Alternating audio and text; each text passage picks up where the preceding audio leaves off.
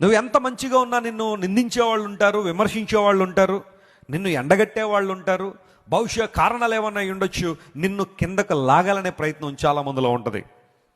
మన దేశంలో అలాంటి ఇంకా ఎక్కువగా పుష్కలంగా ఉంటాయి. కొన్ని దేశాల్లో పక్కడు గురించి పట్టించుకునే టైం చాలామందికి ఉండదు.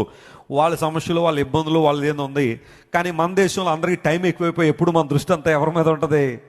ఎప్పుడూ పక్కింటోళ్ళ మీదే, ఎప్పుడూ ఎదురింటోళ్ళ మీదే, ఎప్పుడూ ప్రక్క విశ్వాసం మీదే. చెలరేగిపోతున్నారా? నిన్ను చూసి విపరీతంగా అరుస్తున్నారా? కేకలు వేస్తున్నారా? నిన్ను చూసి విపరీతంగా శాపనార్థాలు పెడుతున్నారా? నువ్వు చేయాల్సిన పని ఏంటో తెలుసా? నీ దేవుని ఆధారంగా చేసుకో, ఆయన వైపు నువ్వు ఆనుకో. నీ పక్షంగా పోరాడేవాడు ఆయనే.